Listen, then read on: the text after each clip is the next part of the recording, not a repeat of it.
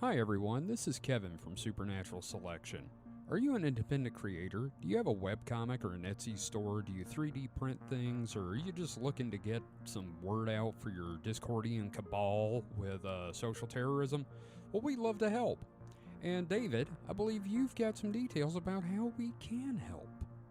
Why, certainly. If you go to supernaturalselectionpod.com/contact, that is supernaturalselectionpod.com/contact, you can learn how to advertise with us. That's right. I believe the rate is $2 per episode. You can't beat that with a stick. I mean, trust me, we've tried. Yeah, that's cheap. That's literally cheaper than dirt. Mm-hmm. And best of all, if you're not sure how to write an ad, we'll do it for you. We'll even record it. Absolutely. Just let us know what you need in the ad, and we'll be happy to do that for you. And again, that URL is supernaturalselectionpod.com/contact. And now, back to the show.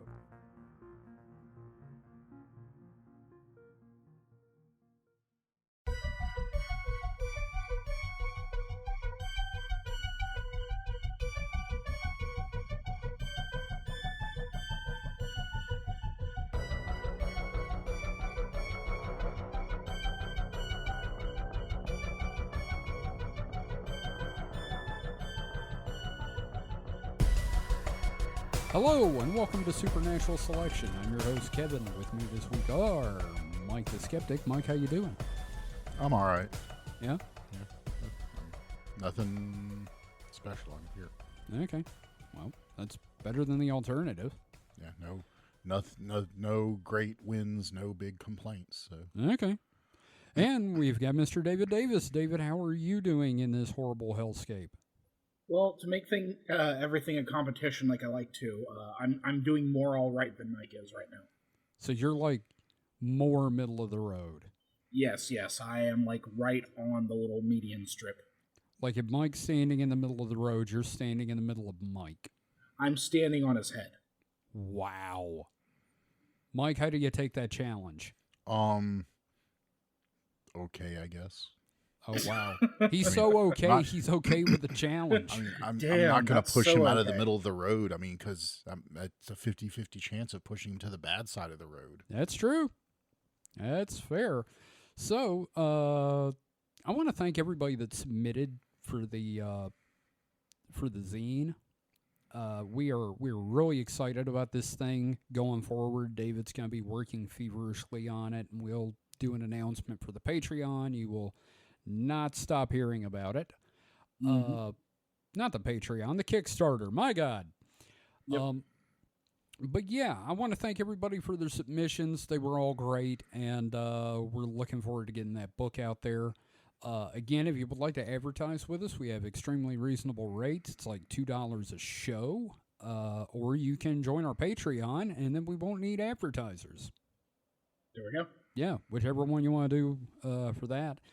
I'm going to start back on Supernatural Sources this weekend, and David, if you're available sometime, I would love to record me reading a book to you that we have not covered yet. Well, it's more like you reading a book at me. But Yes, that's true. Mike, if you're available, I'd love for you to be there too. Okay. Yeah. So, that's pretty much the housekeeping right now, I think. David, miss anything? Nope, you got it covered. Okay, awesome. I have a feeling it's going to be a very relaxed kind of, it's going to be one of them shows. So, but it's a weekend weird, Mm-hmm. and that's fine. And to start off, before we get into our articles, I found a screenshot of a tweet, and I really wanted to read this to you guys because this is so fucked. It's from WR Shock QBD on Twitter, and his tweet was, "Holy cow, the mRNA whack is creating a new dragon species of humans called raves. Women are already growing scales in their vaginas. Like I've said, whatever you do, do not have intercourse with anyone who may have been jabbed. Wow." Is this a parody account? No. Oh, no. Oh, yeah. Nope. Oh, no. Nope. This is a straight up conspiracy that we're What is making drussies. The person says QBD. I wonder what that is. I don't know what a QBD is unless it's like something to do with Quebec. I also appreciate that they are verified because verification means nothing now. Mm-hmm. Yep. I'm looking up QBD after a name. Yeah. Is that what you're doing, Mike? I looked up QBD and that didn't help. So. Yep. No, it just says quality by design. Unless that's what that means. Maybe he works for quality by design. Who knows? But I'm well, okay. Here's a bunch of them. All right. These are ranked. These are ranked acronyms for QBD. First one is Queen Black Dragon. That's it. Yeah, because it's all about dragons. Mm-hmm. Queen Black Dragon. Quasi Birth and Death. Maybe. This website sucks because they have Charge to Breakdown. That's CBD. Yeah, exactly. Queensland Book Depot. Quantifiable backup data. QoS bearer descriptor. Quantum barrier device. That's him. Apparently Queen Black Dragon is for a boss monster from RuneScape. Oh, then definitely that's him. That is what it is. He is a RuneScape looking motherfucker. So, I think our order this week is going to be me, David, Mike. How's that sound? Okay. Works for me. Okay. Well, you remember a few weeks ago we did the story about goblins attacking a police station in South Africa? Yes. How could I forget? Yes. All right. So, family in Zimbabwe reportedly terrorized by invisible goblins. How do they know they're goblins then if they're invisible? You know, we're going to find out together. This is by Tobias and Emily Wayland. It's on singularfortean.com. It's from March 22nd, but how can you not read this one? So the article starts, a family from Magwigwe, north in Bulawayo, Zimbabwe. That's great. And with this tooth thing, this is going to be real fun. White people reading names of places in Africa, always fun. Yep. Bulawayo. Good God. Now I get it. Magwigwe, Bulawayo, Zimbabwe. Sorry about that. Anyway, they claimed recently that they are under siege by a troop of invisible goblins, reported iHarar earlier this month.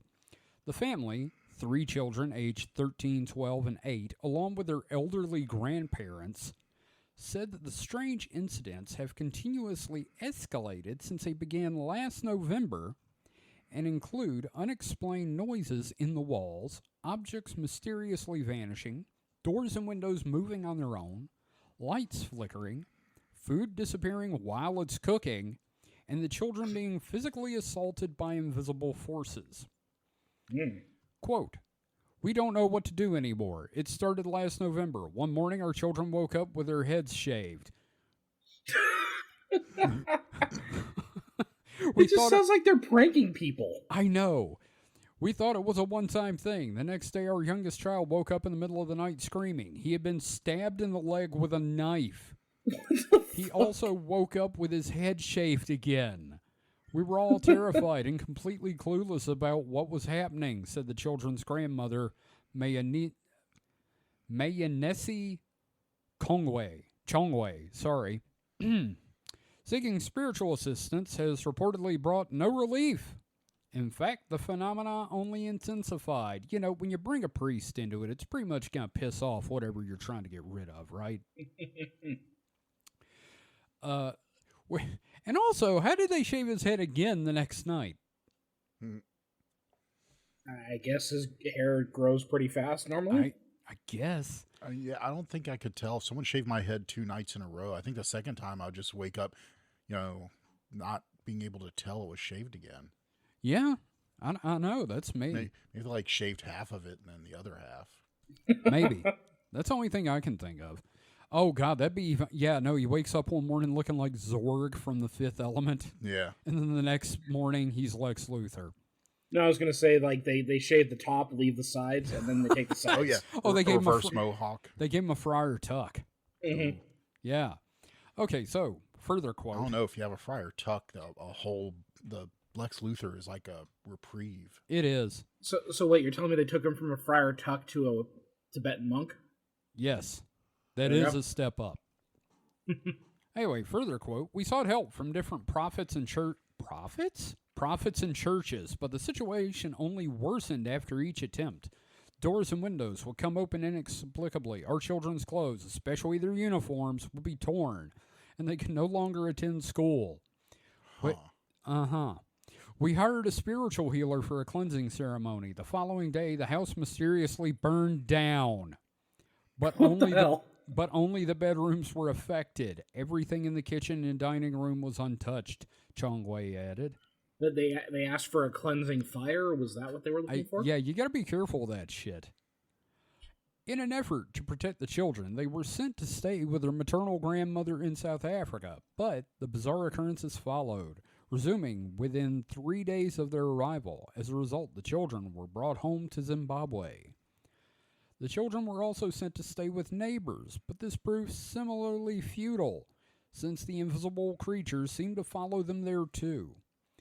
Chongwei revealed that the community has begun labeling her a witch as a result of the events, a charge she vehemently denied, stating that throughout the 80 years of her life she has remained a devout Christian. Goblin attacks are reported with surprising frequency in Zimbabwe. In 2019, a, quote, local prophet named Madzibaba Shepherd Nzira, leader of the There Is No Way I'm Going to Be Able, this is like 14 letters and 2 consonants, or 2 vowels, sorry. Anyway, the leader of a church claimed the goblins were to blame for a string of deaths that took 10 members from a single family in Nyaranga, Zimbabwe. And in 2018, they were blamed for the deaths of 2 children in Zikwawina village and for slaughtering scores of livestock in the same area several months later. But these incidents aren't specific to Zimbabwe. On August 21st, 1955, several witnesses in West Virginia claimed that the farmhouse they were in was assaulted by little gray men with big heads and long arms. That was not... Yes, okay, yeah, this is the goblins. Mm-hmm. They're talking about the goblins. Yeah. Yeah. Events reported by this family and others bear a resemblance to those associated with a variety of capricious fairies such as the Bogarts and the Bogies. These attacks are also very similar to reported attacks by spiritual forces, and many of the same phenomenon are often attributed to being haunted by ghosts or poltergeists. In March of 2023, nearly 30 girls in Colombia were taken to the hospital after playing with a Ouija board. How is that sentence related? Exactly.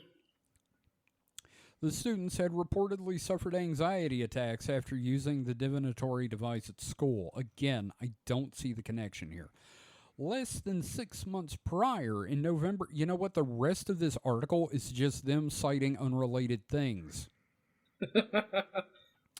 Well, I'll tell you what, Season 4 of Goblin Slayer is about to be banging, yo. Yeah, I'm looking forward to this in the next season of Hellier, frankly. But, like, seriously, I don't know what... to paraphrase the movie 1776, what the hell goes on in Zimbabwe? Like, I don't, like, okay, again, the earnestness with which this stuff is reported amazes me. Like, here, it would be very tongue-in-cheek with a, ha ha, guys, kind of thing. But in Zimbabwe, it's like, oh shit, they got goblins. She's a witch, burn her. Right? Theory time. What if they're just an undiscovered form of primate? Are you micro Bigfoots? Yeah, well, they don't necessarily have to have big feet. I'm just saying they're like some sort of like lost primate that's like fucking with the locals. So medium foot. So no, if we're going by them being the size of goblins, we call them half foots. Oh, 6 inchers. There we go. Yeah, the 6-inch monkey men. So my thing is, invisible. Mm-hmm. Like, say, if some delinquent children really didn't want to go to school. Yeah, that's what vibe I was kind of getting. This really reminds me of like the Salem witch trials in a way. You know? Yeah, a little bit, yeah. And I don't know. It's weird for damn sure. Well, what? It's impossible to believe that some local goblins have been raiding the town and put points into stealth. You don't think that's possible? I'm saying I would rather see them, so at least somebody see them, so at least I can go, well, we got witnesses. As opposed to, I woke up and one of my kids' heads was shaven, and there were two other kids, and then the other two kids' heads were shaven, and their school uniforms were burned, so we didn't send them to school. It sounds like a sitcom, like kid prank war that just keeps getting more. Like, it's starting to sound like an episode of Malcolm in the Middle, but Dewey is just lying and saying there's goblins everywhere. I could see that. It also makes me think about like maybe a plot from Salute Your Shorts or something. Okay. Which I haven't thought about that one in a while. Yeah, don't know where that came from. So, Mike, what's your theory? I mean, the kids trying to get out of going to school sounds fairly plausible to me. Yeah. Here's a question for both of you. Do you think they're gonna feel guilty when they burn Grandma for being a witch? I mean, maybe a little bit. Hey, at least they didn't have to go to school. Yeah. Yeah, fuck Grandma. I ain't going back to school, man. Like, did you ever want to try to get out of school when you were a kid? Oh, yeah. I did often. Like what was the most extreme thing you ever did to... Oh, straight up threw up on a desk. Oh, there you go. Yeah. No, I'd go to lunch, come back, throw up on the desk. I gotta go home. Hell yeah. Yeah. That's how you do it. Yep. I just didn't go. Yeah, you and Arthur. Yeah, me and my uncle, who's like less than a year older than me and went to the same school, he had a truck, and my dad would drop me off at, Grandpa's house where Arthur stayed, and Arthur would be like, "You want to just like skip?" I'm like, "Hell yeah, I want to skip," and we just wouldn't go. Mm-hmm. And it came back and bit us on the ass. Yep, you repeated a year. A half a year. Half a year. I had 4.5 years of high school. Okay. Oh, okay. But that was just, look, my grades were bad. Like, that would have happened even without skipping. That's fair. In fact, my dad said that if my grades had been, that's the only reason they found out was because the teacher called because our grades were bad, both of us, and said, and they've missed a lot. We didn't miss. So in Jackson Public Schools, there was a thing like up per semester, I think it was, you can miss up to 5 days without. I thought it was 3. It was 5. Okay. But it might have been, I don't remember if it was semester or half. I don't know if it's term or semester, but you miss up to 5 days. Yeah. And without like an excuse, without, an automatic parent, notification or anything like that. And so we kept it under that. So we thought we were being slick, but our grades were terrible. So the teachers called anyway. And we're like, oh, and then while we're talking to you about their bad grades, Mike's bad grades, he's also missed like 5 days every semester. And my dad was like, Mike, if you'd been passing the class, I wouldn't have given a shit if you had been skipping. But because you're failing and skipping, you can't do both. You can do one or the other, son. Well, I couldn't fail, but yeah, I shouldn't fail. Yeah. But, well, yeah. Still, the way that I'd get out of school is like I would like I've always had some like stomach issues, but I'd be like, oh no, I'd use the diarrhea excuse, and the best part about that is no one ever checks. Well, who's gonna go in? Yeah, exactly, look? Exactly. And if they do check, then you deserve to get caught. Yeah. So. Yeah. Well, if they do check, you should probably get a lawyer. Yeah. No, I always kind of had stomach problems. Like I had like an ulcer at like 10, I think. Oh yeah, I had 12. one in high school. So like I've always had like the sensitive stomach thing, and it's like it became very handy when it's like, no, I just don't fucking want to go to school. Yep. Kevin's was really bad. Yeah, no, I nearly died from my ulcer. And I was at his house I was spending the night at that time, so I'm woken up and like, Mike, we have to take you home and take Kevin to the hospital. Like, okay, so it's like it wasn't like really, really cold, but it was still like, Yeah. I'd say about maybe 50 degrees outside. So I'm riding in the back of the pickup truck because Kevin's parents and him are in the front, and I jump out at home at like 7 a.m. Yeah, I just remember. That's like the last thing I consciously remember before waking up in the hospital. So it's Mike jumping out of the back of the pickup. But anyway, this is starting to like freak out my anxiety. Fuck. Fun show. All right. So that was my story. I hope I can find more goblin stuff as it happens. Oh, please do. I love these delightful, also kind of horrific goblin stories. And me trying to pronounce names from Zimbabwe. That is entertainment all on its own. Oh, yeah. So, David, what have you got for your first story? Well, we'll occasionally find updates to stories that we've done. Now, we had just recently done Dead Internet 3 with a lot of focus on like AI and how that's affecting the internet and everything like that. And there was one train of thought that kind of we did a section on about like artificial like digital doubles and taking people's likenesses and that sort of thing. And this article came out like the day after we recorded. This is on futurism.com. Title is YouTube now lets you request the removal of AI content that impersonates you. Hell yeah. At least they let you do that. Yeah, this is by Frank Landymore. So I'm just going to read a little bit of this. Generative AI's potential to allow bad actors to effortlessly impersonate you is the stuff of nightmares. To combat this, YouTube, the world's largest video platform, is now giving people the ability to request the removal of AI-generated content that imitates their appearance or voice, expanding on its currently light guardrails for the technology. The change was quietly added to an update to YouTube's privacy guidelines last month, but wasn't reported until TechCrunch noticed it this week. YouTube considers cases where an AI is used to, quote, to alter or create synthetic content that looks or sounds like you, end quote, and as a potential privacy violation rather than an issue of misinformation or copyright. Submitting a request is not a guarantee of removal, however, and YouTube's stated criteria leaves room for considerable ambiguity.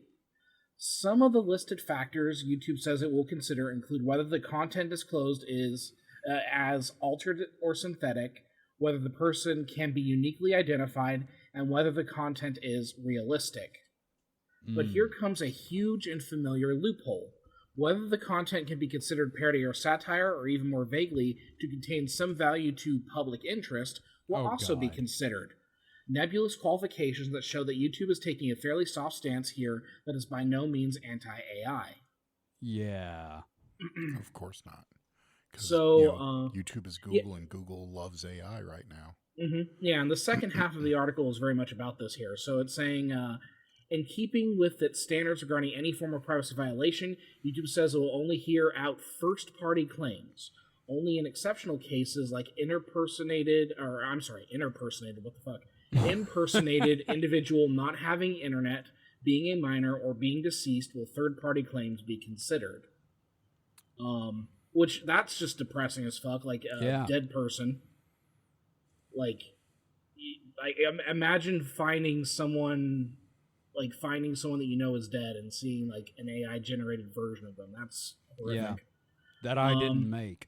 If the claim goes through, YouTube will give the offending uploader 48 hours to act on the complaint, which can involve trimming or blurring the video to remove the problematic content or deleting the video entirely. If the uploader fails to act in time, their video will be subject to further reviews by the YouTube team. Let's see. These guidelines are all well and good, but the real question is how YouTube enforces them in practice.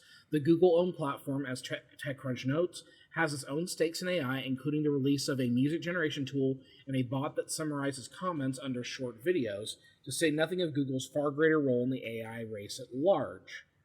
That could be why this new ability to request the removal of AI content has debuted quietly as a tepid continuation of YouTube's responsible AI initiative it began last year that's coming into effect now. It officially started requiring realistic AI-generated content to be disclosed in March. All that being said, we suspect that YouTube won't be as trigger-happy with taking down problematic AI-generated content as it is with enforcing copyright strikes, but it's a slightly heartening gesture, at least, and a step in the right direction. What if I copyrighted myself and, then sent them takedown notices for... Is that what it's going to have to come down to? I don't know. I don't know, man. I'm wondering about the feasibility of that. Like, if you put a copyright on yourself. That sounds I think you're already assumed to have the copyright for your likeness. Well, you know what they say about assumptions. It makes a me out of ass and you. Exactly. Yes. But even then, if that's the case with the Scarlett Johansson thing, where OpenAI was clearly sourcing non-commercial video samples of her to create their AI voice algorithm, so I don't know, does it mean that everybody's gonna have to file a copyright on their person? I don't think so, because like I said, there's plenty of precedent for people to sue over things like that. Like the Scarlett Johansson will be a pretty bellwether one, but your actors especially, they have to sign contracts for, their likeness to be used in commercial products. So I don't see how this is any different. Yeah. And I say assume, but a legal assumption is way more enforceable than, the ass out of you and me. Yeah. Well, and I found it interesting, immediately after we had recorded that episode, this article drops, and it's that's why it took me so long to get that episode written, because shit keeps happening. Yes. Yeah. But no, I mean, it's fascinating. It's oh, that would have been perfect to throw in, but now I'll probably have every week some sort of dumb AI article to cover for Week in Weird, so that's fun. Yeah, I guess. Oh yeah, no. I almost had one this week, but I chose a different article. Yeah, mushrooms, robots, animal death. Yeah. Yep. Yeah, that's and the three things now. on the bingo card. Yeah, goblins on the bingo card. Yep. We do need a Week in Weird bingo card at some point. Yeah. The thing is, we have to generate 4 or 5 different versions of it to make the bingo more accurate. But yeah. But yeah, no, I definitely feel goblins would be one of them, for sure.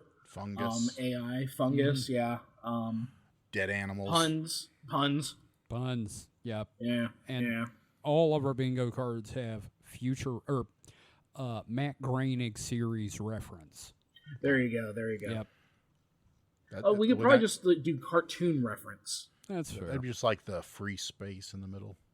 Exactly. Yeah. It stinks. There, you can mark that on your bingo card. Well, thank you for that. It does kind of piss me off that every time we do an AI episode, more AI shit happens. Mm-hmm. And it's aggravating, but, it just means we've got fodder for the last one that we will eventually do. Yes, one more ride. One more. And it'll be called AI, Dead Internet. Can't talk. Dead Internet 4. What, again? Dead Internet 23. I want corn. Wow. Okay. Well, Dead Internet 25 is going to be real interesting when it's we're all 3 of us are dead, and it's the AI that's writing it. Yeah. Oh yeah. That reminded me that when you were telling that story, I read an article somewhere. I think it might have been when I was listening to news articles while getting dressed, that India has a booming AI dead relative service that can, for as cheaply as $30, you can have a simulacrum of your dead relative made that you can talk to. Now how expensive is the phylactery in which to store them? I don't know. Well, $30 is hate the that, all up cost, so pretty dang cheap. I'm sure that's like text only. You all have seen that video clip of the Korean woman in the virtual reality reuniting with her deceased child? No. No. Oh, Jesus Christ! Yeah, it's, We'll have to talk about that next time. oh God, it's technology scary. But yeah. Sorry, that's all I got. Yeah, I was just gonna say when she was talking to it, did it just start talking about huge asses or something? Huge ass man. Yeah, it just starts talking about butts, and Hitler was right. The most heartbreaking thing in the video clip is her like reaching out and trying to stroke the face of the child. Oh, geez. fucking God, I don't need to see this. Well, give it a couple more years, and we'll have that technology too. So Yeah, I mean, we do saying- have the technology to put Doom on a Hitachi wand. Yeah, I You saw know- that. That was in the running for a story for me. Yeah. It's not a Hitachi wand. It's actually It's a dude braider because it has like a hole for your junk. Oh wow! Yeah. It's, Talk about force feedback. Yeah. Yeah. Oh God. Time to Yeah. reload. Well, it's not the Oh, weirdest. shut It's up. not the weirdest thing I've seen Doom run on. You know what it is? Right. Minecraft. Well, that not really that. It was a pregnancy test. I saw that. It had a little OLED screen and apparently a strong enough processor in a disposable pregnancy test to run Doom. That's kind of amazing, honestly. Well, I mean, while you're waiting for the results, But I mean, it just that does boggle my mind that computing has become so cheap that what was $2,000 say 25 years ago, 30 years ago, yeah. 2000 what was that 93 something like that for Doom? 98. 30. It's actually years. 98, Okay. Well, not so- quite 30 years, but So yeah, we're talking like 24 years, no 26 years. Got math backwards. bad. I went backwards. 26 years. It's gone from a high-end computer which probably costs $2,000 to a literal disposable device that's like $10 at most. Has better processing power than that. Okay, yeah, but what about when are we gonna finally get to run on a person? I mean, once we figure out this whole wetware cyber stuff, yeah. yeah, Which, I think that's one of the first things that Elon Musk is going to do with Neuralink. is be here's the like, bad hey, thing look, though. I Once want they to get- run Doom on you. Once Look. they get Doom running on a person, it's just going to lead to psychosis and like a serial killer. Look, Here's the thing though. I'd rather have Elon run Doom on someone than get another employee pregnant. you know what I'd rather happen? I wouldn't say that. I'd rather he get his own implant and we override his OS. Or maybe he decides to go to Mars himself. Without a suit. Well, anyway. Yeah. So thank you for that one, David. I trust you will keep us updated on the AI-isms. Yeah, inevitably. Yep. Which brings us to Mike. What have you got about funguses this week, I Mike? got no fungus story this week. Really? But first off, I have two very closely related stories that were posted on Slashdot on the same day. No. They're both fairly short. The first one is Earth's core has slowed so much it's moving backwards, scientists confirm. Oh, no, it's the core. Well, no, because it's moving the opposite way now. It didn't stop. It just flopped and went the other way. Deep inside Earth is a solid metal ball that, it's not solid. It's more of a liquid metal ball that rotates independently of our spinning planet. The top whirling around inside a bigger top, shrouded in mystery. The inner core has intrigued researchers since its discovery by Danish seismologist Inge Lehmann in 1936, and how it moves, its rotation speed and direction, has been at the center of a decades-long debate. A growing body of evidence suggests the core's spin has changed dramatically in recent years, but scientists have remained divided over what exactly is happening and what it means. Part of the trouble is that Earth's deep interior is impossible to observe or sample directly. Seismologists have gleaned information about the inner core's motion by examining examining how waves from large earthquakes that ping this area behave. Variations between waves of similar strengths that pass through the core at different times enabled scientists to measure changes in the interior core's position and calculate its spin. Quote, differential rotation of the inner core was proposed as a phenomenon in the 1970s and 80s. It wasn't until the 90s that seismological evidence was published, said Dr. Lauren Wazak, a senior lecturer of physics a senior lecturer of physical sciences at James Cook University in Australia. But researchers argued over how to interpret these findings. Primarily due to the challenges of making detailed observations of the inner core due to its remoteness and limited available data, Wizak said. As a result, studies which followed over the next years and decades disagree on the rate of rotation, and also its direction with respect to the mantle, she added. Some analysis even proposed that the core didn't rotate at all.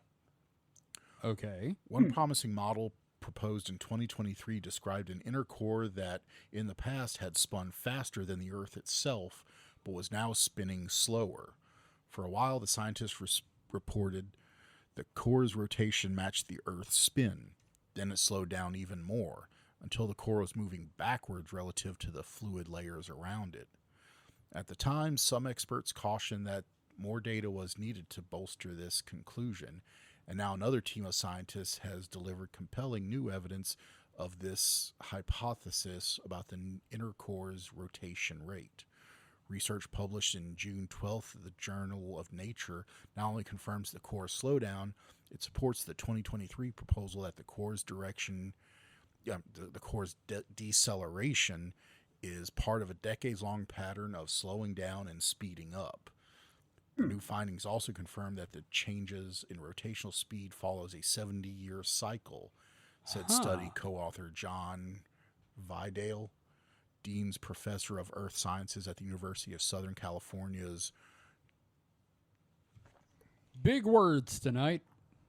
Dornsife College of Letters, Arts, and Sciences. Letters, huh? Yeah. So the Earth core, wild, wacky stuff.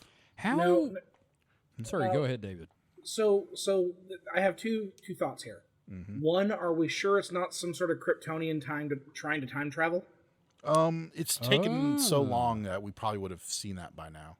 Okay, and then also, like, maybe it's like one of those little wind-up cars where you pull it backwards. It has to, like, the core has to run backwards in order to charge, and then it lets itself go and spins at the normal rate. Oh, Maybe. okay. There we go. So, how does it affect the surface? Not at all. Okay, Well- none at all. Well, actually, that goes into my second story, which could be related. No leap second to be added to universal time in 2024. What the fuck? God damn, is this because of the core? I mean, if it's going backwards, it stands to reason it could put a little drag on the rotation of the Earth. We're dead. We're all gonna die. We're gonna fly So, off into you know, space. No leap Yeah, some second. super villain's going to hear about this and, like, get a raging hard on about how to fuck with They're, the world. dude, they're gonna make a global handbrake. No leap second will be added to the universal time in 2024, the National Earth Rotation and Reference System Services has announced from a report.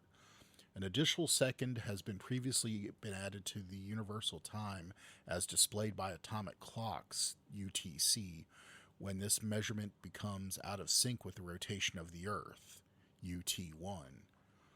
But in a statement released Thursday, the IERS, which enacts changes to UTC on behalf of the International Telecommunications Union, said the difference between UTC and UT1 is not great enough to warrant a change. Changes in the relationship between UTC and UT1 sometimes occur because the Earth does not always spin at the same speed, with natural events such as earthquakes often causing small changes. Like, I'm sorry, this sounds like the beginning of, like, an Arthur C. Clarke short story. The year Kinda where they does. didn't add a second to the calendar. That leap second, man, just throws everything off. Uh-huh. Yeah. That's fucking weird. You never know you'll miss it until you literally miss it. Man, I want that 1 second back. Yeah. I know. So, but I wonder how this factors in. They didn't mention anything in the articles, but they've been talking for a while now about a potential magnetic pole reversal. Like sometime, in our lifetimes, it could possibly happen. Now, are we sure that's not an X-Men problem? Yeah, Magneto's fucking with us again. Right? Well, that'd just be turning off the magnetic field. No, he seems like he's a big enough dick to reverse it. Well, it's something we know happens. It's happened well before Magneto would potentially have existed. I don't know. He's been around since the 40s, but okay. Yeah. Yeah, it's 30s. It's in geological records for, ever that it changes polarities. You and your fucking science. I know. I'm sorry I'm such a buzzkill. Science, the ultimate cock blocker. There you go. That's all it is. Science just ruins our good time as usual. It is weird to think about, like, both of these stories around the same time, and it's like, it's kind of weird that, like, they don't reference each other, but it seems like the Earth's core, moving backwards would put some drag on the rotation of the Earth to make it, not need a leap second. I'm just thinking of the movie where they have to dig down and put some like WD-40 on the molten core to help it move. I just realized we get an extra second actually because they're not taking that leap second away from us. Because if there's a leap second, we would lose that second. So this year we get a whole extra second. Oh, good! I can finally sleep in. Yeah, Yes. I needed that. Yep. That's my mental health second. Good. You get 1 a year. Yep. Hopefully, maybe Then less. everything than 1 else is just misery. Well, that tracks. Oh, I'm going to take it right now. Okay, it's done. Yeah. Well, that's fun, and like it's not worrying, but like on an existential level, that just goes on the pile. Like the sheer mechanics of how that works are just boggling to me. If that is the case, like even the fact that the core is now apparently running in reverse potentially.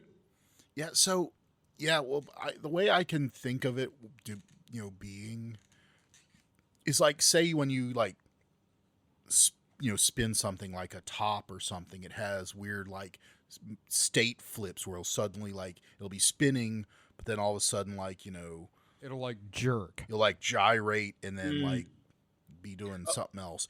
Especially if you look at what is it? The T handle things in zero gravity, where if you spin something that's not completely balanced in zero gravity, it'll actually enter two distinct spinning states because it like starts gyrating because it has, it's not completely balanced. It'll start gyrating around something that's not the center of its mass, and it'll flip over. So, since the core is theoretically in, it's not zero gravity, but it's all, equal gravity in all directions, which is basically the same thing. I could see that if it's not, say, perfectly balanced, which I can imagine something that, was, accrued over time like that isn't going to be 100% perfectly balanced. If it was like just slightly out of whack, it's spinning and all of a sudden maybe just kind of flips to the other, science calls it bistable. So it has two semi-stable states that it flips between. So that could be, a reason for that. This is maybe. just, layman talking here. Sure. Sounds about as plausible as anything else, right? Invisible goblins. Or invisible. It could in fact be invisible goblins. I will give it that. I got a C in physics in high school, so like, yeah, this is beyond my skill set. I never did physics. I don't think I did either. Maybe I did. I can't remember. No, I don't think I did physics. I think I was too I don't know, lazy. Yep, same. So, thank you for that, Mike. And with that, we are going to take a break, and then we'll come back with our next bunch of stories and a segment. So, we will be right back after this.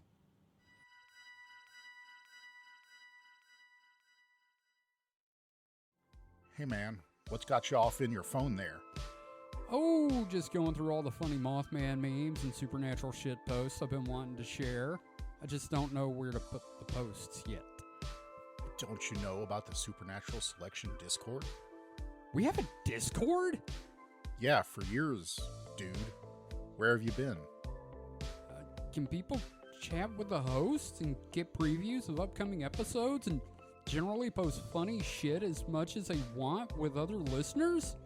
I mean, if that's your bag. I mean, personally, I wouldn't do that, but there are even live streaming events for the shows there, too. You've been in a few. How do you not know this stuff? It must have been my doppelganger. How do I get into the Discord? It's easy. Just visit discord.supernaturalselectionpod.com. Now say that 3 times fast. Well, that's perfect. Now I can share 3 terabytes of Hollow Earth memes. Get it?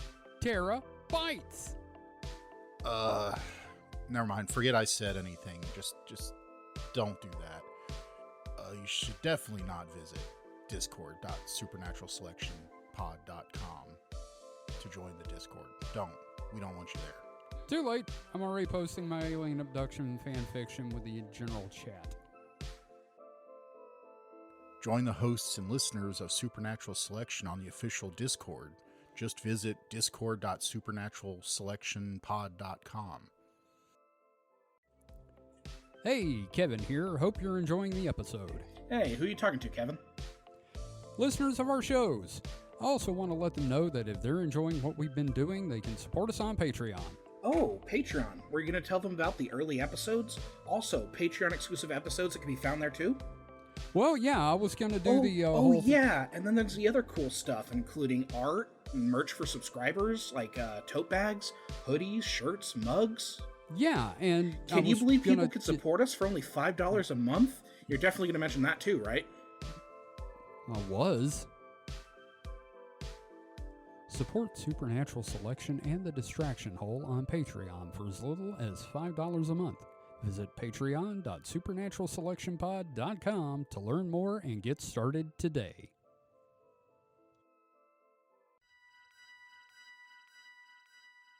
And we're back. How was your break? It was breaktastic. Yeah. I really enjoyed that whole 1 extra second from like the Earth's core running backwards, apparently. What the fuck? Good. I'm glad you did. So my first story of this segment, this is from unexplained-mysteries.com, article by T.K. Randall, July 10th, 2024. And I just fell in love with this shit.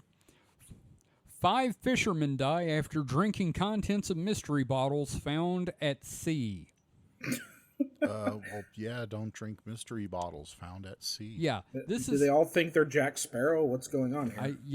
This is a short article, but like, we're gonna have to make fun of the dead for a few minutes. So, the men had consumed the unidentified contents of some bottles found floating off the coast of Sri Lanka. According to reports, the fishermen, who had been part of a crew of 6 that had set sail from Tanjala Fisheries Harbor back at the start of June on a trip spanning several days, came across a number of mysterious bottles in the sea around 320 nautical miles off the coast of Sri Lanka. For reasons known only to themselves, the men not only started to drink the unidentified contents of the bottles, but had even distributed some of them to other fishing boats in the area. They thought it was premium hooch. Well, I can only blame Jack Sparrow for this, yeah. Turns out they were Dookie bottles. Yes. Before long, several of the men had become extremely ill, and 4 of them died very quickly. Jesus Christ. A fifth later succumbed to the same fate a few days later. The sixth and only remaining crew member was evacuated to hospital and survived. It remains unclear what was actually in the bottles or why the men would drink the contents. But efforts are now underway to warn other crews not to ingest whatever is contained inside them. It's possible that the crew believed that the bottles contained alcohol that was still good to drink. Whatever the case, it goes without saying that drinking the contents of random bottles you happen to find floating in the ocean or elsewhere is never a good idea. Look, if it works for Link in The Legend of Zelda, it should work for everybody. I don't know about that. I think they played too many video games, because drinking random bottles is just like an RPG mechanic. Yeah. Like, I wonder if they had heard about, like, maybe there was a rum running ship or something, or I don't know.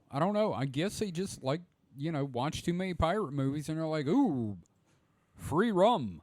Maybe they they were all looking at the bottles and they were challenging each other. Dare you to drink it? You're a pussy if you don't drink it. Mike, is Sri Lanka the country that had that 6 p.m. Whiskey? No. And that other one that was the one with a horse on it that came in an oil container. That was because Sri Lanka is a Sierra Leone. Sierra that Leone, was it. yeah. My bad. That was an African country. This Sri Lanka is a Pacific Asian country. Okay, my bad. Isn't that where Arthur C. Clarke? Yes, lived? yes, it is. He moved to Sri Lanka and stayed there till he died. Quick fun thing: this article is listed under the tag "bottle." Bottle. And just for shits and giggles, I'm gonna click. Y'all discuss. What would you do if you found floating bottles? I certainly wouldn't. I certainly wouldn't drink it. Yeah, no shit. Like even if paid money, that'd be a lot of fucking money to convince me to drink. Did they take the bottles and check for any of the residue inside? I mean, I don't think they even smelled it, because that's going to be your first clue right there. It's like, poo. And real quick, there are 2 fucking pages of articles labeled as bottle. In fact, one from September of last year, ironically, hundreds of bottles of rum found concealed in walls of house. There you go. So maybe these were bottles they thought were in a houseboat or something. Maybe they obviously got confused. Mm-hmm. But I guess this is we don't do public awareness things very often unless it involves a cult. But don't drink the poo bottles. Life is not Fallout. You do not need to drink the bottles you find. Yeah, it's never Nuka-Cola. Yeah, I mean, it's not going to be it's not going to be good alcohol. Look, here's the thing. It's not going to be good. It could be alcohol, but it's not going to be good alcohol. The odds of it being just something really nasty or toxic are fairly high. It could just be soy sauce, for all you know, which is going to be highly unpleasant to drink. Yeah. I think it was a very bad promotion for Fallout 5. People aren't ready for real Nuka-Cola. Yeah. That reminds me of that commercial Formula 409 did, where they had someone with a bottle and it said testing, and they sprayed it, and the object they sprayed it on just evaporated, and they were like Formula 409 because the world isn't ready for Formula 410. Thinking about the dudes just drinking their found bottle liquid, we live in a world where we have to warn people not to eat Tide Pods. Mm-hmm. Okay, that's fair. That's and the mystery shit in the sarcophagus that everybody was like, let me drink the mummy juice. Mm-hmm, mm-hmm. Yeah, that's true. And then they found that really old butter too. You still want to do a grilled cheese of ancient ingredients, don't you? Like the old bread, the old cheese, and the old butter. I mean, might as well. Bog butter. Bog butter. Yep, which sounds like either like the worst brand or like the absolute best brand of butter. I'm gonna go with best just because. Like it has a 50-50 chance, and I want to lean towards it being like the really good butter, like the bog. Oh, it's butter. gonna be no. It's the shit that like they bring in on like a pickup truck, and there's only like 4 pats of it, and it's like $40 a pat. It's like, come get your bog butter. Oh man, Butter's so good, we can call it bog butter, and you'll still buy it. yeah, it's like Schmuckers. You know, these guys would have been better off drinking the salt water.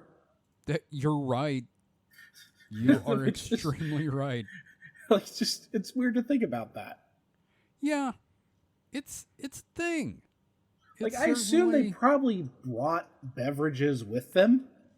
Oh yeah, I'm thinking so. Just, like, what could get you to just drink a random bottle? Like, if you find a random bottle floating in the ocean, I'd have to be like dying. Yeah, no, it would be have to be very extreme. Like it would, Yeah. like it would be someone offering me, hundreds of thousands of dollars, or I'm literally dying. Is this like when we offered to when they offered to pay Gage like $20 to take a sip of the 5-year-old eggnog? I mean, sort of. You'd need like but more money. Yeah, it'd have to be like a life-changing amount of money. Mike, at this point, $100 is life-changing to me. Not for me. Did the article mention like how much of it they drank? Did like they take a sip? No, Or I they read downed the the entire fucking article to you. I'm assuming they just like downed it, chugged yeah. it. And there's a part of me that's like, this is bro behavior. Like somebody bet somebody else and they're like, I'll do it if you do it. Yeah, Well, I'm not doing it unless Steve does it. it would have to clarify like how much, because like I would just do the Steve 1989 MRE info and take a little taste of it, or the Ashens. And you take a taste of it. Ashens, where you put like one molecule on your tongue and go vomit. Yeah. Yeah, and like just to see how terrible and rot like it is. And the bad thing is, I just picture them like sitting around sipping on it like beer. Yeah. And like going, this is life. This is true freedom. And then they drop dead immediately. Hey man, this beer tastes like shit. Oh, are you having Coors? It's American beer. Oh, God. So, yeah, no, I just, I saw the thing about dumbass fishermen dying from drinking the ocean booze. And, yeah. So, David, what have you got for us this time? Well, I know we were just talking about some bog butter, Yes. but what about chemical butter? Wait, what? So Butter is made of chemicals, yes. Yeah, that's called margarine, isn't it? well, we got an article here from New Scientist posted on the 9th by Madeline Cuff. Are you going to trust a new scientist? I would think you'd trust an old scientist. Oh, they're hungry and they have something to work for. So title of the article, Butter Made from CO2 Could Pave the Way for Food Without Farming. I don't know how I feel about this. A new type of dietary fat that doesn't require animals or large areas of land to produce could soon be on sale in the U.S. as researchers and entrepreneurs race to develop the first synthetic foodstuffs. U.S. startup Savor has created a butter product made from carbon in a thermochemical system closer to fossil fuel processing than food production. Quote, there is no biology involved in our specific process, says Kathleen Alexander of the firm. Again, you just described margarine. Well, instead, its butter is derived from the carbon in coal, methane, and carbon dioxide. Okay. No. Okay, the petrochemical industry uses such inputs to create syngas, a blend of carbon monoxide and hydrogen, which is then turned into long-chain hydrocarbons in what is called the Fischer-Tropsch process. Savor takes these hydrocarbons and oxygenates them to create fatty acids before adding glycerol to form triglycerides, a form of fat. To turn that into butter, Savor adds water and an emulsifier before finally including beta-carotene for color and rosemary oil to add a grassy flavor. Quote, "It tastes like butter," says Alexander, speaking to New Scientist at the Breakthrough Energy Summit in London late last month. So synthetic fats could revolutionize the food system by providing calories while freeing up land for conservation and carbon storage, says Alexander. Products made this way could also provide food source in the event of an environmental disaster. Quote, "If we had an emergency, this could feed the whole planet for a really long time," she says. Savor's first consumer offering will be butter, in part because of its high price point compared with other fats. Quote, "We very much expect to be able to compete on cost with butter," says Alexander. The firm is currently working to secure regulatory approval for its product in the U.S. But Alexander suggests Savor's alternative fat could also replace other ingredients, including palm oil and coconut oil, which are drivers of deforestation in tropical countries. Let's see. An analysis published last year, co-authored by Alexander, suggested that synthetic fats could have less than half the carbon footprint of those made using agricultural systems. If the process of synthetic fat production is powered with renewable energy and made using captured carbon as a feedstock, it could be, quote, "dramatically better than anything we are doing in agriculture today," said Stephen Davis at Stanford University, the lead author of the study. So, and then, Savor is backed by Breakthrough Energy Ventures, Microsoft founder Bill Gates' investment vehicle for climate firms. Okay. I find that super interesting. I'm all for finding new ways to do food, and I would try it. All right, so I got 2 points I want to make about this before I let Mike jump in. First off, I'm all for anything that stops the big methane thing that is cows. I get it. They're a huge environmental impact, and I get it. That's cool. It's cool. There's a part of me that's going, this is a plot by Big Oil to get on our good side. But that's me.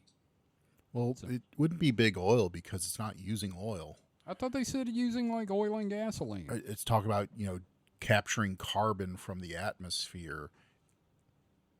Okay. Because it's basically making raw hydrocarbons. I apparently am just that bad at understanding science. It's cool. It's pretty technical. Because basically, anything that's contains energy, like oils, and this is all oils, be it crude oil or sunflower oil or milk fat, is a hydrocarbon, which is just basically a structure of hydrogen and carbon. And so, if you take some hydrogen, pull some carbon out of the atmosphere, or you can get carbon from other places too. I think the article mentioned coal and coke. See, you listed a bunch of oils, but you forgot one. Lorenzo's oil. Oh, yeah. Oh. Yeah, I always forget that one because it's just so, oily. Yeah. So this is not anything super new, because we've been doing it, because synthetic oils, for your car, are a fairly similar concept where we're, constructing the raw hydrocarbons manually, and just so we have better control over what goes in them. Because the advantage of synthetic oils, because a synthetic oil is basically the exact same oil that you get out of crude oil, but it's pure. Because instead of having to get all the impurities out of the oil, you're creating the base oil stock from scratch, basically, or from more primitive, not from scratch. It's not like you're taking hydrogen and oxygen like this is talking about. You're taking slightly more complex hydrocarbons and making them into even more complex hydrocarbons. But by doing that, from a base level, you're not introducing all these impurities like you would get from dino juice. The impurities come at the end of the process here to give it the flavor. Yeah. So here's the thing about this whole story. It's making me realize chemistry is basically just alchemy. Well, yeah, I mean, everything's chemistry, and if you can, master the problems we have with chemistry are figuring out the exact processes to go from one chemical state to another. Because I've watched I a believe few you need a videos like stone for that. yeah, or just other chemicals. Turns out the philosopher's stone is just a bunch of other chemicals. Because I've seen there's this YouTuber I watch called Nile Red, and he's a Canadian guy, and he has literally made stuff like he's made, I think it was cherry cola. He made it from like plastic bags or something like that. He's just wild. He does all this chemistry stuff, and just basically it seems like alchemy. Just how much he changes stuff. Let me see, bring up his page real quick and just tell you some of the things he's done. Oh yeah, absolutely. But like, I mean, I would definitely try this carbon butter. Yeah, I'd try it, and you know what? I'd try it on locusts. There you go. Like, he turned styrofoam into cinnamon candy. The cinnamon flavor in the little candy, like He's the a witch. candy hearts. He's a witch. No. Burn him. Burn him. It was paint thinner he turned into cherry soda. Plastic gloves into hot sauce. I hope he has some disclaimers on his thing, because I just imagine someone just taking like a big swig of paint thinner. Well, here's the thing, is that it is a very complex process, because these videos are like almost an hour long. Because you have to you take the whatever you're using, and and he goes into the reason why he's using these chemicals, because they're usually structurally they're very similar to the output he's trying to make, but the process of say it's a molecule that has this one little protuberance, because you've seen a description of a molecule before. It can be but it has this one little protuberance off to the side. You want to get rid of that. Well, it may take 3, 4, 5, or 6 different chemical processes to break down all the bonds to get rid of that one little section you don't want. No, I gotcha. Not to mention the fact that you have to first, if what you're trying to take isn't a pure substance, say turning cotton balls into cotton candy. Well, cotton obviously isn't all just one thing. So you have to filter out all the stuff you don't want and get rid of it. And then you have to do all the chemical processes on it to get to the chemical you want. But then in the process, you've created all these byproducts that at each stage you have to get rid of those byproducts, because they're just going to fuck up the next stage. So it's a whole process, but it does show how close these things are. Something you would never think of as being edible is so close yet so far away from something you normally would eat. You know what this all reminds me of, though? Is when Kevin Costner peed into that filter in Waterworld. You can't piss into a Mr. Coffee and get Taster's Choice. Okay, thank you. Yeah, but no, this shit's amazing, and I don't see why they're not being burned at the stake. Yeah, and like I said, it's a lot of work, but also it's possible but hard at the same time. But that's why ever increasing knowledge can find more shortcuts. Well, that and the fact that this company is looking to do this at scale to just and it sounds like a fairly simple process compared with, say, making plastic gloves into grape soda. Yeah, and I mean, taking the existing hydrocarbons that are, or taking the existing carbon that's in the atmosphere or whatever, and then turning it into food stuff. That's ultimately a net benefit if it works the way they say. Yeah, and go along well with the lab grown beef, because that's the thing. It's we have lab grown beef. Well, you're still gonna need cows for milk, right? Well, maybe not. If we can make butter, now, well, maybe in a couple years they can take the process a couple steps further and make artificial milk. Yeah, and then you can get artificial cheese the same way, and Yeah. you've got you know, So you you can gotta have figure out a way to mass produce bread without, you know, Yeah. fields of wheat. Well, I don't know. Agricultural crops like that are less problematic than cows. Yeah, that's fair. So I don't see them going away anytime soon. But I mean so plants are really great because they basically take care of themselves for the most part. We do have to do some stuff, but it's not like cows where you have to like, give them everything, basically make sure they don't keel over and die.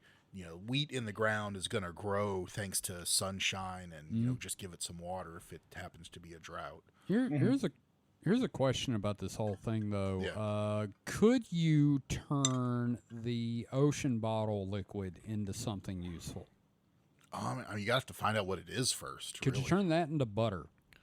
I mean, it depends on what it is. If it's like, if it's like an ocean bottle full of strychnine, probably not. That's fair. Yeah. So, yeah, I just, that just popped into my head. Well, the thing about chemical butter is that they did a really great album. They went by Chemical Brothers. So. Oh yeah, no, I remember that. Yeah. There you go. Yeah. Good album. Mm-hmm. Wow, we're getting tired, aren't we? So yeah, I didn't even I phoned that one in. Yeah. I'm like, I have a punchline. I just don't want to do the work to get to it. Yeah. Who just did that one? Me. Okay, I lost track of where we were. Okay, Mike. Yes. What have you got for your last one, buddy? So, I have something really heavy here. Oh, great. Lead. So we talked about, my first story talked about Earth. Now let's talk about everything else. Uh-oh, big subject. Yeah, and I briefly talked to you about this, Kevin, but now it's time to let everybody know about new research that suggests that our universe has no dark matter. Yeah, see, that was interesting. So this is from the Science Daily, and their source is the University of Ottawa. So Canadians, they're on the up and up, right?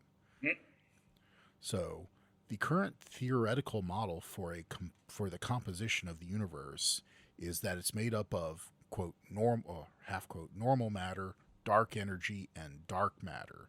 A new U of Ottawa study challenges this. A University of Ottawa study published today, today would be March 15th, challenges the current model of the universe by showing that, in fact, it has no room for dark matter.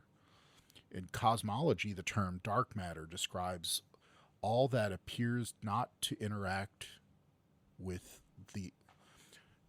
That's a weirdly constructed sentence. All that appears to not interact with light or the electromagnetic field, or that can only be explained through gravitational force. We can't see it, nor do we know what it's made of, but it helps us understand how galaxies, planets, and stars behave.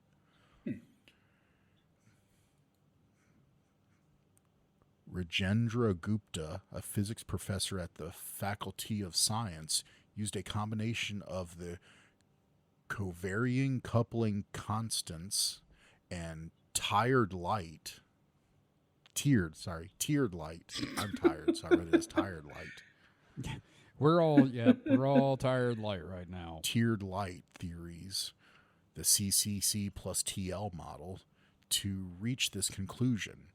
This model combines two ideas about how the forces of nature decrease over cosmic time and about light losing energy when it travels a long distance. Maybe that is tired light.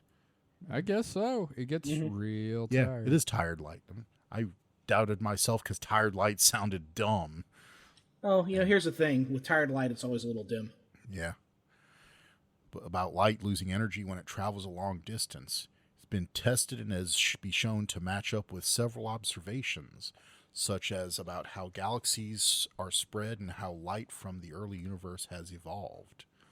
Discovery challenges the prevailing understanding of the universe, which suggests that roughly 27% of its composition of dark matter and less than 5% of ordinary matter, remaining being the dark energy. So 27% dark matter, less than 5% ordinary matter, and then dark energy. I didn't realize it was that much. So the study's findings confirmed that our previous work, a James Webb Space Telescope early universe observations, and it's lambda CDM cosmology, about the age of the universe being 26.7 billion years, has allowed us to discover that the universe does not require dark matter to exist, explains Gupta. In standard cosmology, the accelerated expansion of the universe is said to be caused by dark energy, but is in fact due to the weakening forces of nature as it expands, not due to dark energy. Redshifts refer to when light is shifted towards the red part of the spectrum. The researchers analyzed.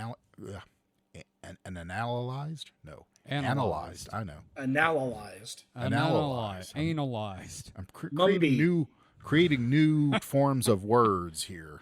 Welcome to the Mumby Zone. The researchers analyzed data from recent papers on the distribution of galaxies at low redshifts and the angular size of the sound horizon in the literature at high redshift.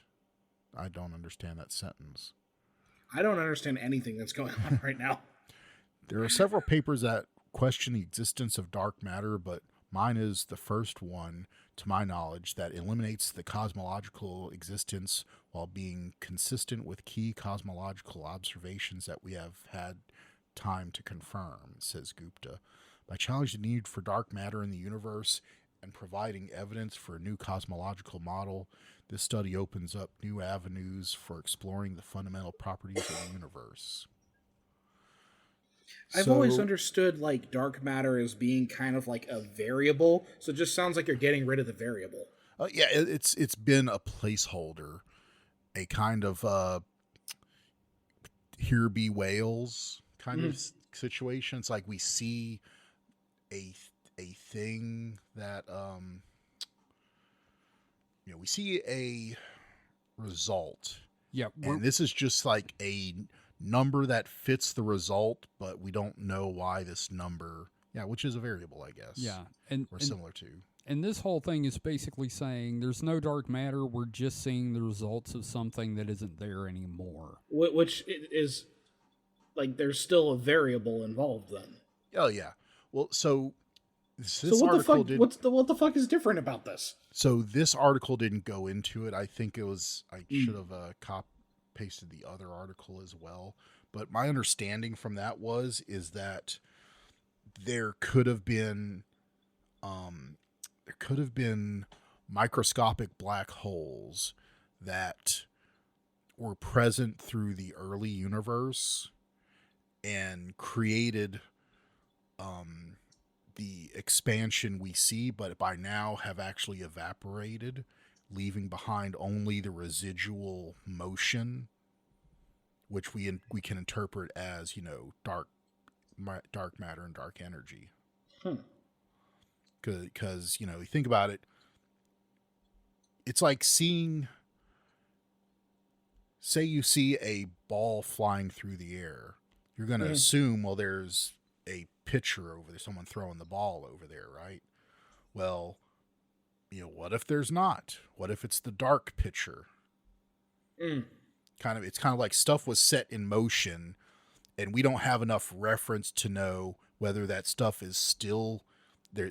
The stuff that set that in motion is still in existence, or we're just seeing the effects of it having at one time existed. Right. Yeah. If that makes sense. Yeah, it's like, It does. crater. Wonder if there was a landmine here. Yeah. Yeah. So, I mean, I think it's fascinating. It kind of makes me feel better because I've never liked the idea of dark matter being this thing that exists and just exerts a force without us being able to know it's there. Yeah. It settles my mind. It could have been like from if I'm interpreting what and remembering what I read right, could have been, like I said, microscopic black holes that existed only until just like microseconds after the Big Bang. Yeah. But their influence was enough to disproportionately affect the expansion of the universe. Yeah, like also think of it like I mean it's like the faster, like the bigger the area is, the bigger the effect is as the area expands, right? It's like if you put a dot on a sheet of rubber and then you stretch the rubber out, the dot is bigger, kind of thing. Yeah. The effect is going to appear bigger.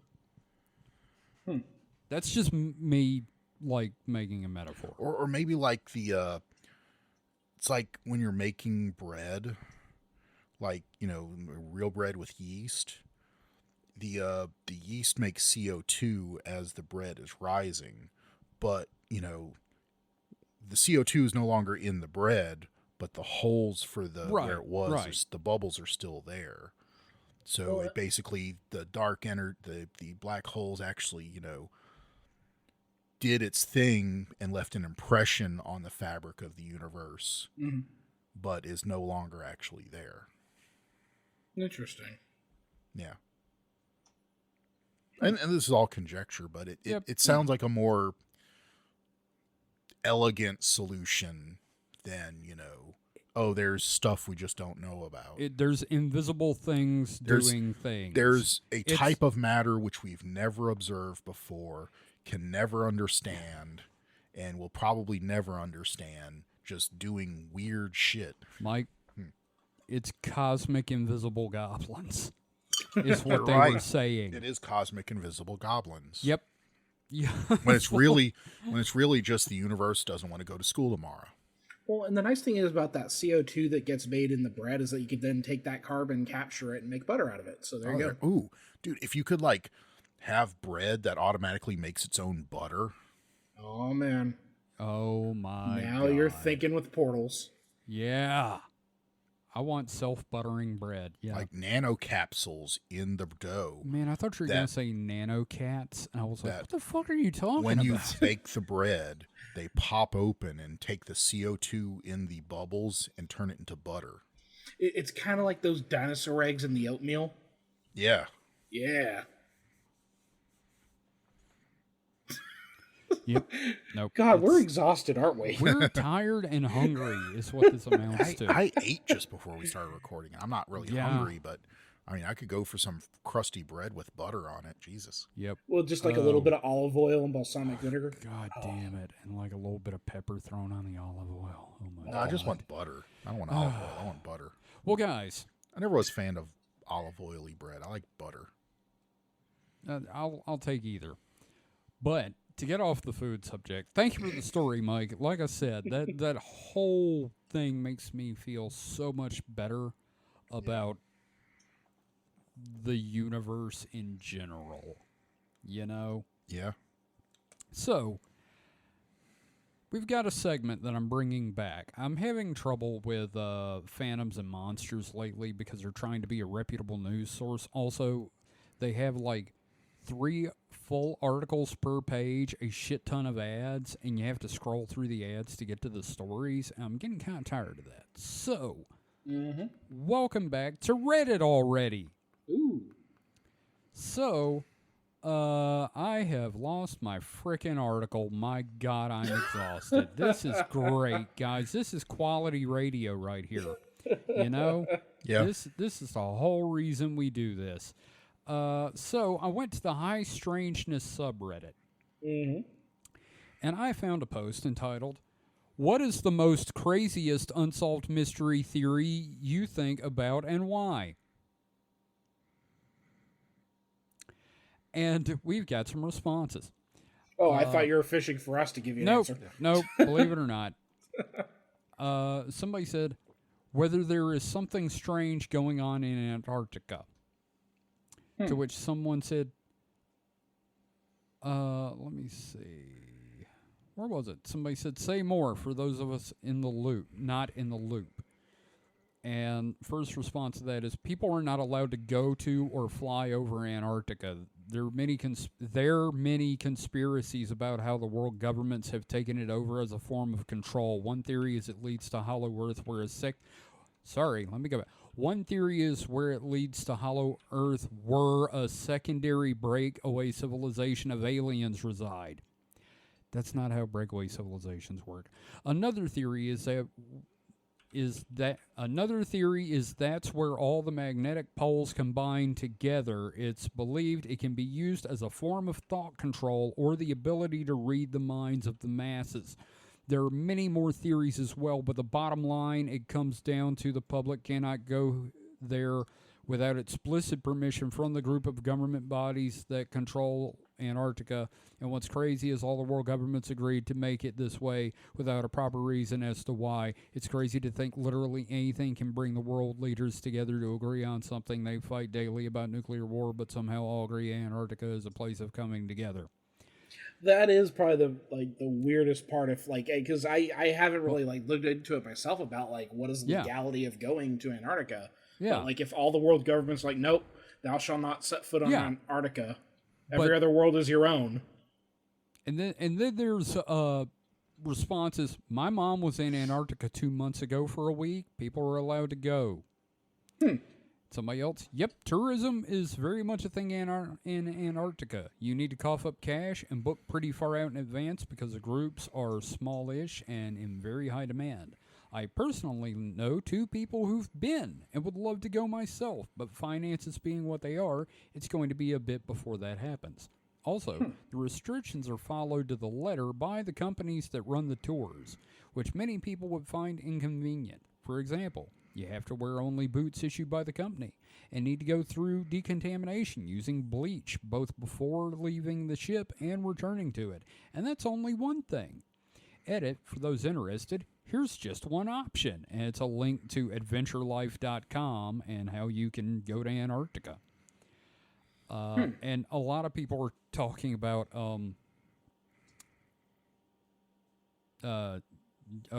sorry, brain fart. But somebody said somebody was complaining about they don't let you go where you want to go. Why? And somebody said, 'cause you'll die. Yeah. And your body won't rot. And you probably couldn't because no company is going to send you off to your death. I'm assuming the bleach thing is just to help maintain a pristine environment. Most likely. Yeah. Yeah. Somebody said the Ariel School UFO encounter from 1996, which has a fascinating story. It's 20-something children and a couple of teachers. A UFO just fucking landed and aliens walked out and talked. So, really interesting thing to look into. Let's see. Something not depressing and not true crime related. The Voynich manuscript is interesting because it seems very well put together and has been studied by many experts. It has a clear lineage of ownership, etc. Is it an elaborate hoax, a cipher, a botanical book, alchemy, an art project? Would have cost quite a bit to create, even if it was just art for a weird scam hoax. We've covered this. Mm-hmm. And I'm satisfied with our things. Let's see. Where's that atom bomb that fell out of a plane into Appalachia? That's a good question, actually. I'm pretty the Raiders at the crater got it. Pretty sure they picked those up. That one they never found. It's one of those things where it's one of the few where they never were able to find it, which I just like to think there's some guy living in the mountains that has a bomb in his garden. It's the Hatfields, and they're going to hold on to it. The ultimate, FU to the McCoys. Them McCoys got one more time to spit on my shoes. So this is one I found interesting. Let's see. Oh, somebody said Oak Island. So the story goes, you know the whole Oak Island thing. And somebody's like, man, I can't wait till they find something. And somebody pointed out, it's been 11 seasons of the show. They're not finding anything. Yeah, same situation like finding Bigfoot. Mm-hmm. I think they would have found it by now. Yep, pretty much. Well, I don't know about that. Let's see. aliens are feeding off our bad vibes. That's not an answer to the question. Right. But one of the responses is, you need to read the Mothman prophecies. I'm like, oh, God. Okay, here's the one I was looking for. Wolaton gnomes. And somebody did some digging. Not goblins, Mike. Gnomes. Did some digging on this one. Seems to be a UK cryptid of sorts. The Wolaton gnomes was a classic anomalous encounter. September 23rd, 1979, a half-dozen primary school children went for an evening walk in Wolaton Park in Nottingham. A number of these children then saw 30 small cars, each with a gnome driver and passenger. So Shriners? Good point. The encounter lasted, according to the children, about 15 minutes as the gnome cars chased them around the park. That just sounds delightful. It does, doesn't it? Like something out of a Roald Dahl book. It does. The kids eventually escaped out into the surrounding streets where the gnomes declined to follow them. Which there's a shocking number of like gnome sightings before the 1980s. Like in the 50s, a guy in Minnesota is like 14, was walking home and get passed by these weird little gray guys with no shirts on, wearing overalls, and they're like 2 feet tall, and they're all just that literally just sounds like something out of your comic. It does, doesn't it? It sounds like something out of Aaron Apprentice, or it sounds like something out of Twin Peaks. Yeah. Let me see. Is there anything else? Are those kids sure that those gnomes weren't like Power Wheels? Because, yeah, those aren't street legal. It was the 70s. I don't know. But, okay, MH370. No way the U.S. government doesn't know what happened to that plane. Still, they are keeping it under wraps. I wonder why. And somebody just replied with, the ocean is really big. So... Dead Sea Scrolls. What happened to Atlantis? And then there's like this long paragraph explaining about the asteroid impact. And I'm like, oh boy. Fell right on Atlantis. Yep, that's it. Actually, no, they said it hit the ice sheet and caused the flooding from it melting the ice sheet.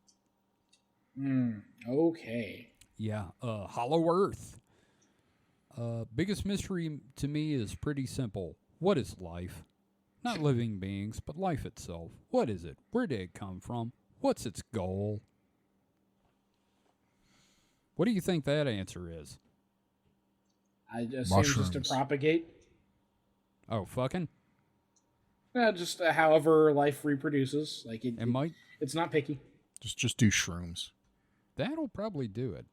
No, I don't believe in the hollow earth. I believe in the nougat-filled earth. Ooh, I like that way better. Wow, there's you know what? I'm going to give the community here some ups. There are a lot of deleted by moderator comments. Oh, good. So, yeah, these guys are pretty good. Big props to the high strangeness community on Reddit. If you're into our show, you might want to check it out. There's some interesting posts, and then there's this one. So, that's it for this week. We don't have any questions, and I forgot to put a call out. We don't have any answers either. Oh, not a single one, my friend. So... thank you for listening. As always, we really appreciate you tuning in every week. And, David, you got anything you want to plug? No, not particularly. Just stay cool. Yeah, try to. Yeah. Don't get hot under the collar. Under the cholera? Cholera. Yeah, don't get hot under the cholera. Mike, have you got anything you'd like to plug? No, not really. One day he's going to plug something, and we're both going to be taken aback by it. Yeah, you're just going to be so shocked. I'm going to shit my pants if he does. I mean, I don't know. I mean, you go look up Nile Red on YouTube if seeing plastic gloves being turned into cherry soda strikes your fancy. See, there you go. That's what I'm talking about. I am fascinated by that. That is I interesting. mean, it is kind of, And like what's I the said, channel called again? Nile Red. Nile Red, as in Red Sea, Nile River. Sort of, I guess. I don't know if Okay. that's why it's called that, but Yeah, no, but I'm just saying, like, Yeah. if you're looking for spelling. because he does have a second channel called Nile Blue, which Okay. is more of his kind of like off the cuff kind of stuff. Ah, gotcha. But yeah, no. Cool. All right, and go listen to What's It Called? That's the name of the podcast. What's it called? Okay, I was wondering for a Yeah, second. with Dave Ross and Caleb Sinan. It's where they rename stuff. They've started just doing movies, and join the community. You can start renaming stuff and get your stuff read on the show if it's funny. Okay. Also, check out Spooky Dice Bag, the show I am on. It's a D&D podcast. I play a dragonborn who is a wuss and a learned man. A lot of fun stuff. And David has been on there and hopefully will be on again in the future. I certainly hope so. Yes. So, that being said, if you would like to find out more about the show, head to supernatpod.rocks. That is supernatpod.rocks. You can find a link to our Discord, our Patreon. I almost said our forum, like we've got one. But Sign our guest book. Yeah. Our web ring. Visit our web ring. Join our web ring. But yeah, no, you can find everything you need to about the show at supernatpod.rocks. Like I said, links to everything there, including our store. Again, we have merch. So, thank you for tuning in. We will see you next time. So until then, stay safe and stay frosty. Goodbye. Bye. Like bog butter. What if like bog butter? What if the frosty machine's broken? Oh, you mean like any given day at a Wendy's? Yeah. That's more of the McFlurry machine.